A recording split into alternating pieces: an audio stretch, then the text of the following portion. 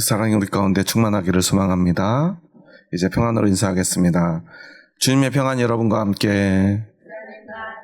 옆 사람과도 인사합니다. 부드럽고 따뜻한 사람이 됩시다. 겸손한 사람이 됩시다.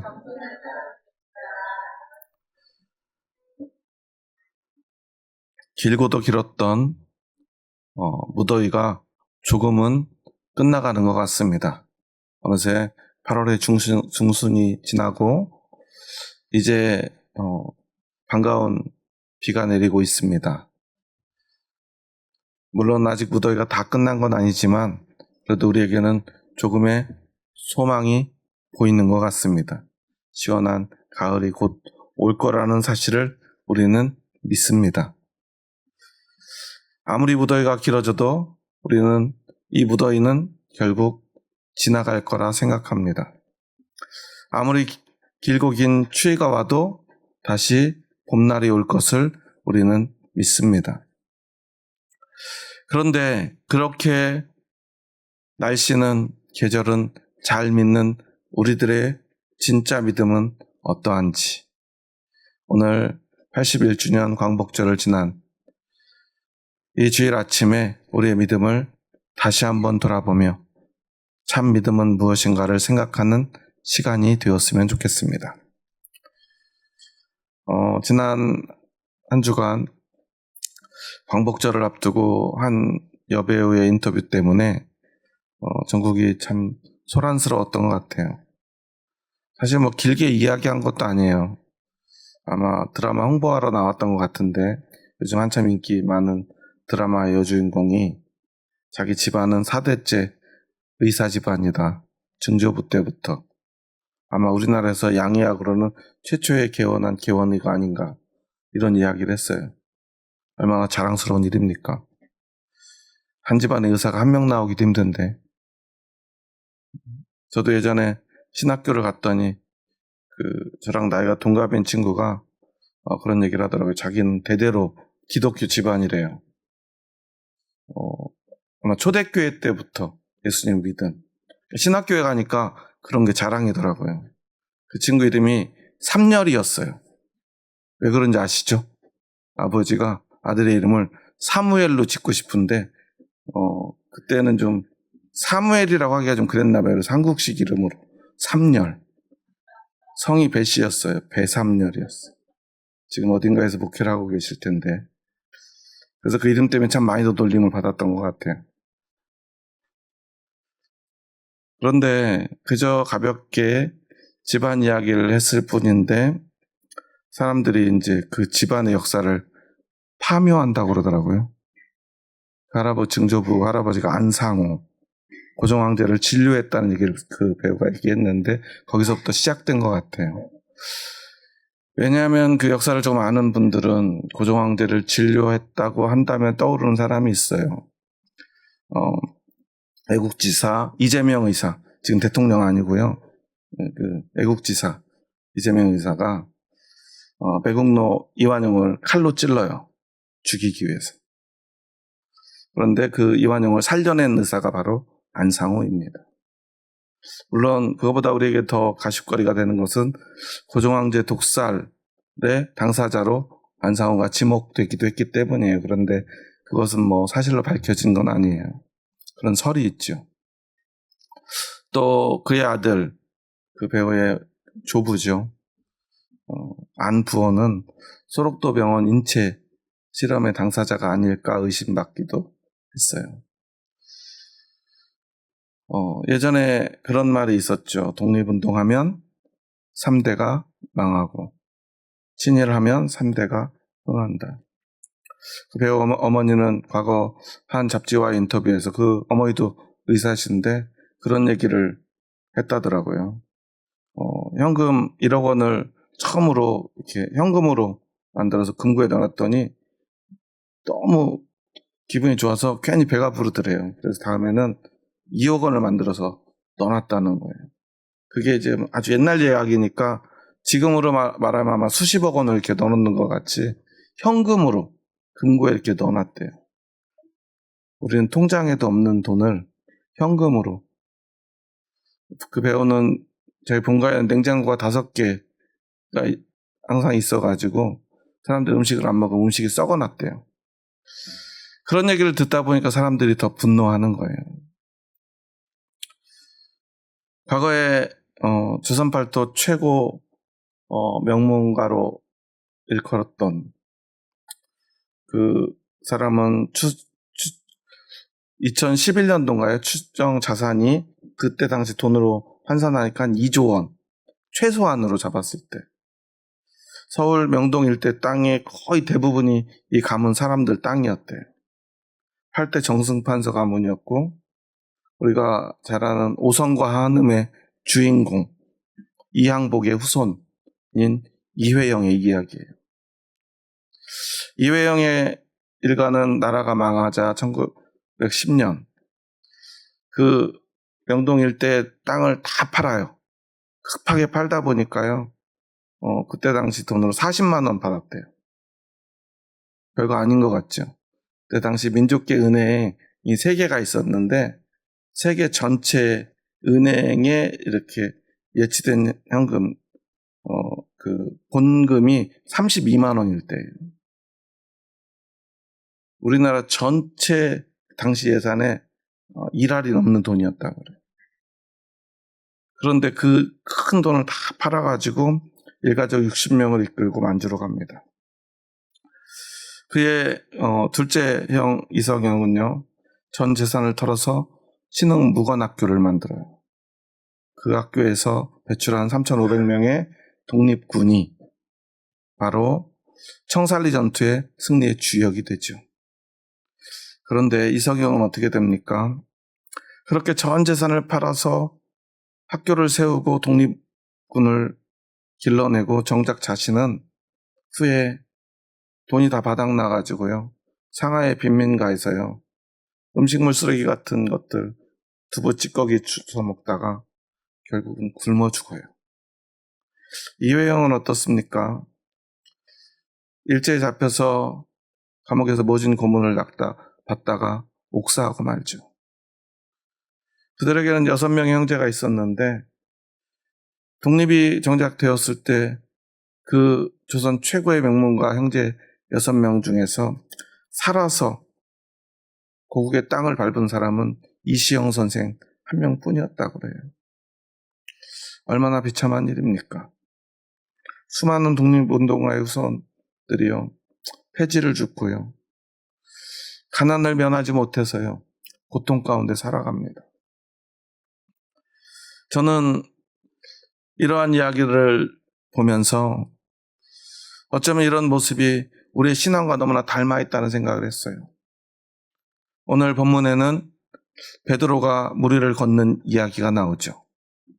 여러분, 이런 이야기 들으면 어떤 생각이 드나요?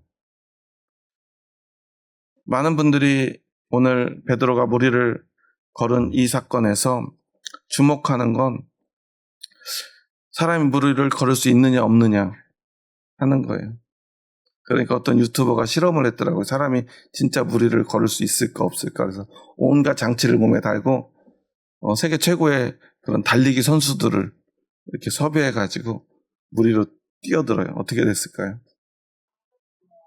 당연히 물속에 빠지죠. 어떻게 사람이 무리를 걷습니까?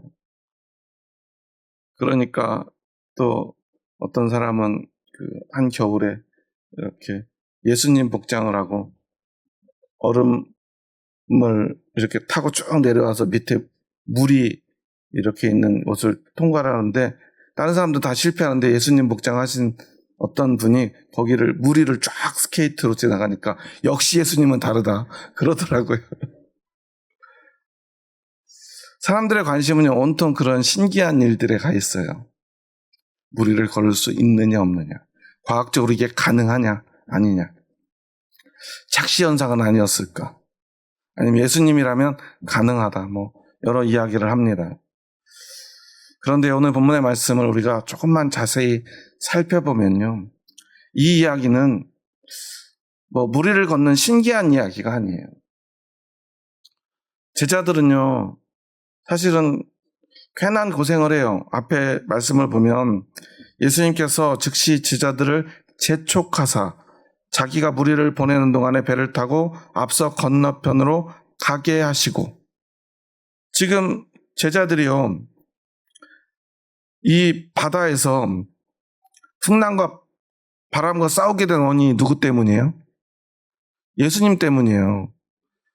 예수님이 지금 이 직전에 어떤 일을 하셨죠? 우리 지난 시간에 뭐 배웠어요? 오병이의 기적. 수많은 무리들을 가르치고요. 또 저녁이 돼서 그들을 먹였어요. 그러니까 어때요? 기적이 일어났습니다. 예수님의 말씀을 배운, 그리고 예수님께 병고침을 받은 사람들이요, 더 제자들에게, 그리고 예수님에게 의지하기 위해서 더 많이 몰려들어요. 그러니까 예수님은요, 내가 다 돌려보낼 테니까 너희는 빨리 배 타고 먼저 저쪽에 가 있어. 예수님이 가라고 해서 갔어요. 갔더니 어떤 일이 벌어집니까? 예수님은 혼자 남아서 그곳에서 사람들 보내고 기도하고 계신데, 제자들의 모습은요, 참, 오늘 24절에 보면요, 함께 읽겠습니다. 24절입니다. 배가 이미 육지에서 수리나 떠나서 바람이 거스름으로 물결로 말미암아 고난을 당하더라. 마가복음에도 요한복음에도 이 이야기가 나오는데요. 다른 성경에 조금 더 구체적으로 이런 상황들을 묘사하고 있어요. 파도가 치고요, 바람이 불고요, 이 풍랑이 배를 뒤집을 것처럼. 그래서 배가 뒤집어지면 다 죽게 되었어요. 그러니까 어떻게든 살아남기 위해서 제자들은 애를 쓰는데 예수님이 언제 오냐면요, 25절 말씀에 보면 밤 사경에 예수께서 바다 위로 걸어서 제자들에게 오시니라고 말하고 있어요. 여러분 생각해 보세요. 예수님이 제자들을 보낼 때가 몇 시쯤이었을까요? 지난 시간에 오후 한 3시쯤에 제자들이 사람들 배고프니까 돌려보내야 됩니다, 그랬다고 그랬잖아요. 왜냐하면 그들은 이제 한 오후 3시부터 6시까지는 저녁으로 생각하니까. 요즘 6시, 3시에 저녁 먹는 사람은 없겠죠. 그렇지만 예전에는 해가 떨어지면 자야 되니까 그 전에 식사를 마쳐야 돼요. 전기가 없던 시절 아닙니까? 그러면 3시부터 밥을 먹였어도 6시 정도에는, 아니 해 떨어지기 전에는 어떻게든 예수님이 그들을 먹이셨을 거예요. 그러면 오후 저녁 6시부터 9시까지를 1경, 그 다음에 9시부터 12시를 2경, 12시부터 3시를 3경이라고 그래요. 이렇게 1, 2, 3, 4경 이렇게 나눈 이유가 뭘까요? 이런 시간은 대부분 로마 사람들이 정하는 거예요. 군인들이 저녁에 근무 쓰는 그 타임이 바로 1경, 2경, 3경, 4경입니다. 그 3시간씩 아마 근무를 교대하면서 했던 것 같아요. 그래서 사람들도요, 그 로마의 시간을 그대로 사용해요.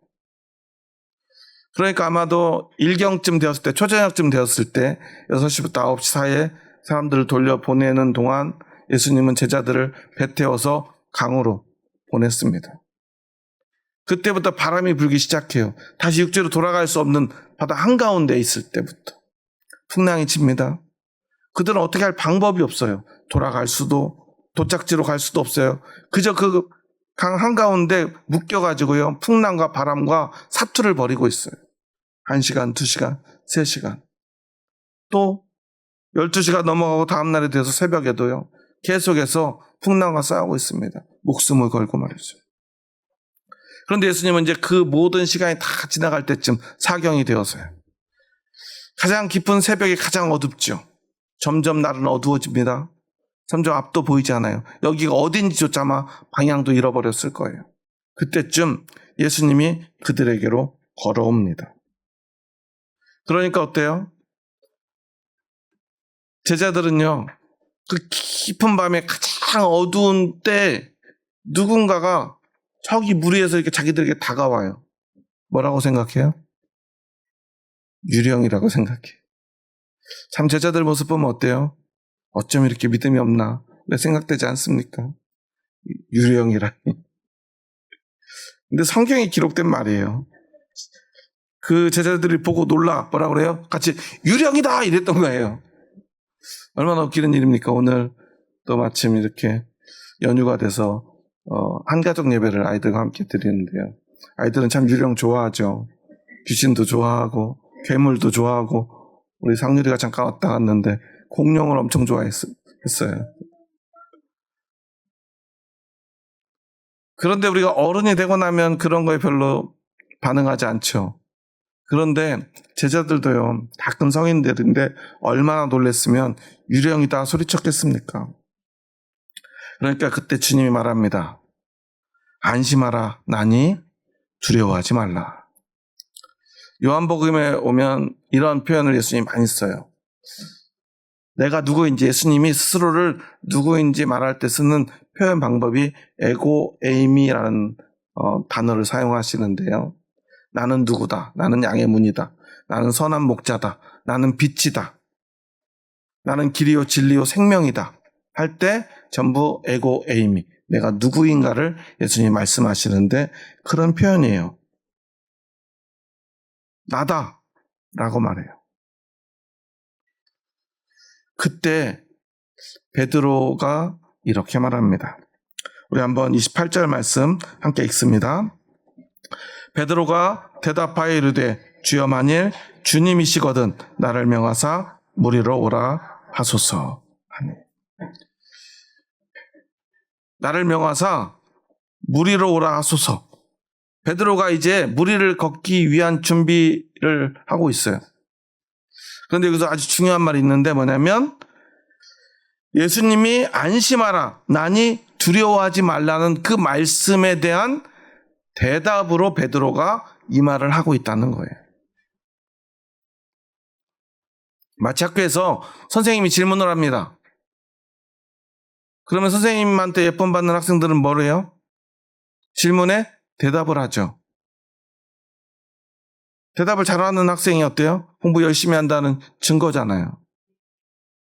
우리 황 집사님이 대답을 잘하시는데. 모범생들의 특징이에요. 베드로는 수제자라고 불렸습니다. 예수님 뭔가를 이야기하면 제일 먼저 나서서 이야기를 해요. 이 풍랑 가운데서도 그 습관은 사라지지 않아요. 예수님이 말씀하시자마자 베드로는 바로 대답을 해요. 뭐라고 대답해요?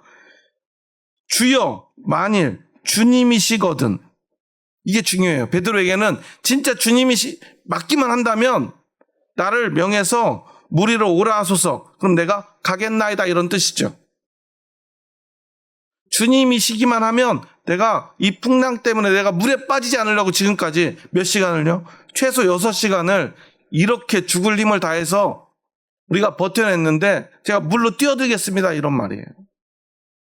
그러니까 예수님 뭐라고 말합니까? 우리 한번 29절 말씀 함께 읽습니다. 오라 하시니 베드로가 배에서 내려 물 위로 걸어서 예수께로 가되. 그러니까요, 베드로가요, 예수님이 오라 하는 말 한마디예요. 그러니까 내가 나니 두려워 말라 그랬잖아요. 그리고 예수님이 오라 그럽니다. 만일 예수님이 맞다면 나를 물 위로 걸어서 오게 하소서 했어요. 그러니까 예수님이 오라 그래요. 그러니까 지체 없이요, 베드로는 물 위로 걸어서 예수께로 갑니다. 성경에는요, 우리가 굉장히 기적적으로 써놨어요. 물 위로 걸어서 예수께로 간다 써있지만 실제로 그가 한 행동은 뭐예요? 아마 다른 제자들은 깜짝 놀랐을 거예요. 형 미쳤어? 이렇게 아마 붙잡는 사람도 있었을지 몰라요. 물 위로 뛰어든 거예요. 그런데 물 위로 뛰어든 베드로가 걸어갑니다. 누구에게로 걸어가요? 예수님께로 걸어가요. 이 말씀의 핵심이 바로 이거예요. 중요한 건 예수님과 나 사이에 지금 이제까지 우리를 죽이려고 괴롭히던 풍랑이, 그 거센 물결이 그곳에 있어요. 주님이 나에게로 옵니다. 주님이 맞다면, 주님이 오라 하시면 제가 가겠습니다 하는 거예요. 여러분, 믿음이 무엇입니까? 믿음이 바로 이 베드로처럼 주님께로 가는 거예요. 그런데 그 사이에는요, 풍랑이 있습니다. 물 위를 걸어서야만 주님께로 갈 수가 있어요. 그런데도 그것을 알면서도 베드로는 주님께로 가는 거예요. 그게 바로 믿음입니다. 여러분 생각해 보세요. 독립운동을 했던 사람들, 그들이 고난받을 걸 몰랐을까요? 자신들이 이렇게 살다가 아무것도 남겨주지 못하고 죽으면 자손들이 가난하고 고통받을 걸 몰랐을까요? 알았을 거예요. 그럴 줄 알았을 거예요. 독립운동 하겠다고 집을 나서는 남편을 보내는 아내의 마음은 어땠을까요? 지금 남편을 보내면 이 남편이 살아 돌아오지 못할 거라는 사실을 알았을 거예요. 오늘이 마지막이겠구나. 드라마에 보면 대부분 그럴 때 빨리 그냥 갔다 오라고 그래요. 남편이 떠나면 방에 들어와서 울죠. 왜 그래요? 오늘이 지금 이 시간이 마지막일지도 모른다는 생각 때문이 아니겠습니까? 그리고 홀로 자식들을 키워낼 막막한 미래가, 막막한 내일이 그를 기다리고 있습니다. 어떤 독립운동가의 후손이 그런 얘기를 해요. 자신의 할아버지는 왜 일도 안 하고 돈도 안 벌고 저렇게 무능하게 사는지 늘 할아버지를 욕했대요. 할아버지가 독립운동을 한 줄도 몰랐대요. 그리고 할아버지가 왜 일을 못하게 됐는지도 몰랐대요. 집안이 왜 이렇게 가난한지도 자신은 몰랐대요. 나중에 알게 되었대요.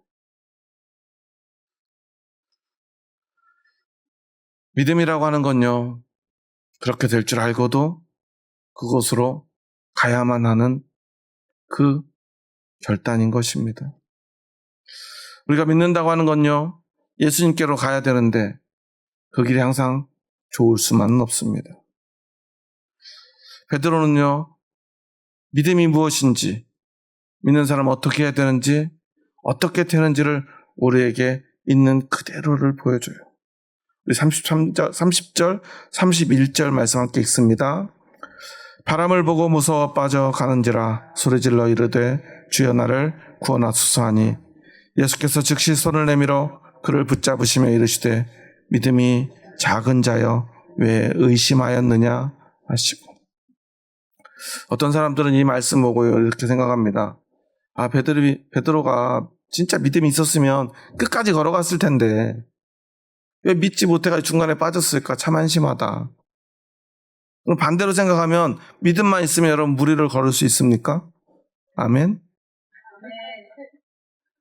오늘 한번 끝나고 다 같이 걸어볼까요? 우리는 믿음이 있으면 진짜 끝까지 걸어갈 수 있을까? 이런 생각을 해요. 그러면 베드로는 믿음이 있는데 우리는 믿음이 없는 것입니까? 저는 사실 오늘 이 본문의 말씀을 예전부터 읽고 또 읽고 묵상하면서 도대체 왜 이 이야기를 여기다 이렇게 기록해 놓았을까 참 의심스러웠어요. 왜냐면 이런 이야기가 없으면 성경이 훨씬 더 사람들한테 신뢰받을 텐데. 왜냐면 그 이후로 2000년 동안 지금 믿음으로 무리를 걸은 사람이 한 명도 없잖아요. 앞으로도 없을 예정이에요. 그렇지 않습니까? 믿음이 없어서 물에 빠진 게 아니라 원래 물에 빠지는 거예요. 그런데 오늘 예수님은 분명히 믿음이 작은 자여 왜 의심하였느냐라고 말해요. 그러면 여기서 예수님이 믿음이 작은 자여 왜 의심하였느냐 이 말씀은 야 네가 믿음이 있었으면 물에 빠지지 않을 수 있었을 텐데 이 말인가요? 우리가 말씀을 정확히 읽어보면요. 그 말씀을 자세히 살펴보면 야 너 믿음이 있었으면 물에 안 빠졌을 텐데 이 말이 아니에요. 너 나에게로 온다고 했잖아. 그런데 왜 멈춰서서 나를 보지 않고 주변을 보았는가? 30절을 다시 한번 여러분 보세요. 바람을 보고 무서워 빠져가는지라. 처음에 베드로가 무리를 걸었던 건 뭐예요? 오라 하시니까 베드로가 예수님만 보고 가요. 물이 중요한 게 아니라 예수님께로 가는 게 중요해요. 그 사이에 뭐가 있는지는 베드로에게 중요하지 않았던 거예요. 그런데 가다 보니까 어때요? 바람이 보여요. 바람 소리가 들렸다는 게 더 맞겠죠. 아마 파도가 보였겠죠. 예수님 아닌 무언가를 보고 두려워지니 그는 물에 빠집니다. 물에 빠졌다는 것은 당연한 건데 예수님께로 더 가지 못하는 것을 말하는 거예요. 그리고 나서 그가 뭐라고 그러죠? 주여 나를 구원하소서. 그런 예수님이 그의 손을 붙잡아줘요. 그리고 말하고 있는 거예요. 믿음이 작은 자여 왜 의심하였느냐. 나에게로 그냥 오면 되잖아. 물은 중요하지 않아. 바람은 중요하지 않아. 나에게로 오는 게 중요하지. 그런데 이 이야기를 왜 제자들은 기록했을까? 저도요, 개척을 하면서 깨달아요. 주님만 보고 하겠다고, 주님의 일이라면 뭐라도 하겠다고, 저도 아무 철없던 고등학교 2학년 때 하나님께 서원을 했어요. 목사가 되겠노라고. 제가 조금만 늦게 은혜를 받았다면 장로가 되겠노라고. 그냥 부자 장로가 돼서 목사님을 섬기겠노라고 아마 서원을 했을 것 같은데, 조금 철이 없던 시절에 은혜를 받아가지고 목사가 되겠노라고. 목사가 되고 보니까요. 그리고 예수님만 보고 가겠노라고 했는데요. 목사가 돼 보니까요. 너무나 보여지는 바람이, 풍랑이 많아요. 너무나 가난하고요. 너무나 힘겹고요. 그리고 좀 가난해도 힘들어도 버틸 수 있을 것 같은데 개척을 해보니까요. 너무너무 힘들어요. 하루하루가. 자꾸 주변이 보여요. 어느 날 이 말씀을 붙들고 기도하는데요. 사실 우리는 늘 날마다 이 물 위에 서 있구나. 주님께로 가는 길은 우리가 물 위를 걷는 거구나. 다른 말로 하면 뭐예요? 원래 우리 힘으로는 예수님께로 갈 수가 없구나. 우리가 잘나서 주님의 일을 하는 게 아니구나. 우리의 힘과 능력으로 할 수 있는 일이 아니구나 하는 거예요. 그런데 예수님은 말씀하셨죠. 오라. 나보고 오면 갈 수 없는 일 할 수 있을 거야. 주님 우리에게, 그리고 저에게 말씀하고 계시는 거예요. 물론 저도, 그리고 누구라도 베드로처럼 주님께로 가다가도요, 우리의 믿음이 적어서 우리는 바람을 봅니다. 파도를 봅니다. 내가 물 위에 떠 있다는 사실을, 물 위를 걷고 있다는 사실을 자각하면서 우리는 또 물에 빠져듭니다. 또 넘어집니다. 하지만 또 우리는 그때 주님을 부릅니다. 주여 나를 구원하소서. 그때 주님은 또 다시 우리 손을 잡아줍니다. 그러면 또 우리는 주님께로 갑니다. 이제 주님의 손잡고 배를 탑니다. 그리고 제자들은 주님께 이렇게 고백하죠. 33절의 말씀 함께 읽습니다. 배에 있는 사람들이 예수께 절하며 이르되 진실로 하나님의 아들이로소이다 하니라. 예수님이 하나님의 아들이심을 믿으시죠? 기적을 일으켜서가 아닙니다. 우리의 손을 잡아주셨기 때문입니다. 예수님은 우리가 늘 불안정한 삶 속에서 언제 빠질지 모르는 물 위에서 한정없이 서 있기를 바라시는 분은 아닐 것입니다. 우리의 고통을 원하시는 분도 아닙니다. 우리의 가난을 원하시는 분도 아닙니다. 우리의 질병을 원하시는 분도 아닙니다. 우리의 실패를 원하시는 분도 아닙니다. 하지만 그 모든 것들을 넘어 주님께로 나아오기를 원하시는 분입니다. 독립운동하면 3대가 망하고 친일하면 3대가 흥한다는 그 말. 세상에도 있는 그 말을 우리 믿음의 고백으로는 어떻게 드려지고 있는지 우리는 돌아봐야 될 것입니다. 진짜 예수 믿으면 어떻게 되는지를 제자들은 우리에게 보여줍니다. 베드로는 십자가의 거꾸로 달려 죽었습니다. 사도 바울은 목이 잘려 죽었습니다. 어떤 제자는 불에 태워져서, 어떤 선지자는 톱으로 몸이 잘려서 죽어나갔습니다. 그의 자손들은 어떻게 되었을까요? 가난했을 것입니다. 아니, 역사를 보면 그의 가족은, 자손들은요, 로마의 지하 무덤으로 들어갑니다. 그곳에서 수십 년을 견뎌야 했습니다. 그 어두운 곳에서, 그 춥고 배고픈 곳에서 그들은 오직 믿음만을 위해 살아내야 했습니다. 하지만 그 어떤 고난보다도 그들에게는 예수님이 중요했습니다. 예수님께로 나아가는 것이, 이 믿음이 그들에게는 더 중요했습니다. 이유는 하나입니다. 그 예수님이 하나님의 아들이시기 때문입니다. 그래서 그 예수님만이 우리를 영원한 하나님 나라 백성으로 삼아주실 것이기. 여러분 생각해 보세요. 독립운동을 한다는 것, 사실 요즘 우리나라가 그때와 같이 100년 전처럼 망해간다면 목숨을 걸고 독립운동을 할 사람이 얼마나 있을까요? 여러분은 어떻게 하시렵니까? 그런데 만약에 나라를 빼앗겨도 내가 잘 먹고 잘 살 수 있다면 괜찮지 않을까요? 그런데 그것이 괜찮지 않은 사람들은 목숨을 걸고 독립운동을 했을 것이고요. 내가 하루를 살아도 이 나라 조선의 백성으로 살겠노라고. 하지만 내가 조선의 백성으로 사는 것보다 중요한 건 내가 이곳에서 잘 먹고 잘 사는 것이라고 생각했던 사람들은 친일을 했을 것입니다. 왜냐하면 그것이 잘 사는 길이었기 때문입니다. 오늘 우리도 선택해야 합니다. 그냥 이곳에서 잘 먹고 잘 살면, 그것이 전부라면 친일을 하면 되는 것입니다. 세상과 손잡고 세상에 속해서 세상에서 잘 살면 됩니다. 세상에 충성하며 살면 됩니다. 하지만 우리는 하나님의 백성으로서 영원한 나라에서 오직 하나님의 백성이라는 이름으로 그 나라에서 살기를 원한다면 세상과 맞서 싸워야 하는 것입니다. 그 길이 무리를 걷는 길이라도 우리가 주님께로 가기 위해서는, 그 나라 백성 되기 위해서는 그 길을 걸어가야 되는 것입니다. 그것이 믿음입니다. 왜 예수님이 부자는 천국에 가는 것이 어렵다고 말씀하셨을까요? 부자가 된다는 것은 세상과 손잡는 것이기 때문입니다.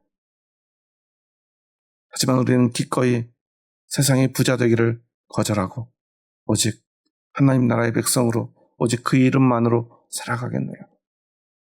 이 땅에서의 삶이 무리를 걷는 삶이라 하더라도 가난하고 실패하고 그 가난과 실패를 대물림해줘야 되는 그 일이라 할지라도 우리는 오직 세상의 풍요로움이 아닌 하나님 나라 백성이라는 그 이름 하나를 내가 얻고 내 자손에게 물려주겠노라 믿음으로 고백한 사람이기.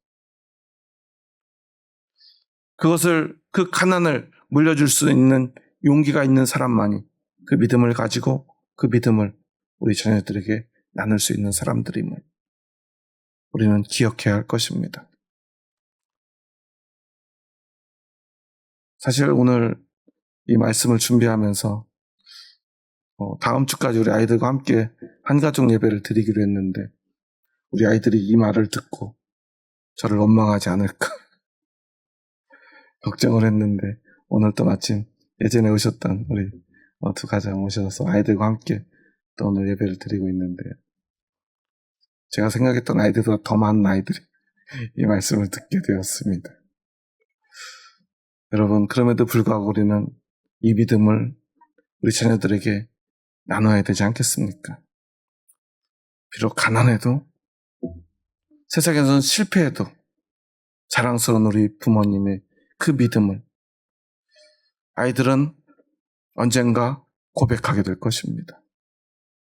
우리는 비록 세상에서 성공하지 못했어도, 부자 되지 못했어도 난 우리 아버지 어머니의 그 믿음을 물려받은 자랑스러운 하나님 나라의 백성이라고 떳떳하게 자랑스럽게 말하게 될 그날을 꿈꾸며 오늘 그 믿음을 물려주는 저와 여러분 될 수 있기를 주님의 이름으로 축원합니다. 그러면 옆 사람과 마지막으로 이렇게 한번 인사하고 오늘 말씀을 마쳤으면 좋겠습니다. 옆 사람 보면서 이렇게 한번 고백해 볼까요? 주님께서 오라 하십니다. 무리를 걸어서라도 주님께로 나아갑시다. 주님이 손잡아 주실 것입니다. 우리 주님께로 나아가는 길은 무리를 걷는 길입니다. 너무나 힘들고 어렵고 고난이 함께하는 길일 것입니다. 하지만 그곳에는 주님이 있습니다. 끝까지 주님께로 나아가 손잡고 함께 그 고난을 헤쳐나갈 형제자매들이 우리 옆에 있습니다. 그리고 그 믿음을 물려줄 우리 아이들이 우리 옆에 있습니다. 우리가 끝까지 이 믿음 지켜낼 수 있기 위해서 우리 함께할 모든 형제자매들, 우리 자녀들과 함께 사랑으로 인사하겠습니다. 주의 사랑으로 사랑합니다. 끝까지 사랑합니다. 기도하시겠습니다. 하나님 감사합니다. 오늘 81주년 광복절을 지나며 이 나라 대한의 독립을 위하여 목숨을 바쳤던, 그렇게 장렬히 선한 그 순국 선열들의 그 죽음 앞에서 우리의 믿음을 다시 한번 돌아봅니다. 참된 믿음은 나라를 위해 목숨을 바칠 용기와 함께 우리에게 주어지는 하나님의 선물임을 기억하게 하여 주시옵소서. 그리고 적어도 나에게 믿음이 있다면 우리 자녀들에게 부끄러운 풍요보다 자랑스러운 믿음을 전해줄 수 있는 용기를 허락하여 주시옵소서. 하나님 나라를 위하여 우리의 삶을 바칠 수 있는 용기, 예수님께 나아가기 위하여 무리를 걸을 수 있는 용기를 우리에게 허락하여 주시옵소서. 때론 바람을 보고 두려워 빠질 때 주님 손잡아 주시옵소서. 그래서 우리가 주님께로 나아가는 그 길을 멈추지 않도록, 그 믿음이 끊어지지 않도록 저희들을 끝까지 지켜 보호하여 주시옵소서. 예수님의 이름으로 기도합니다. 아멘.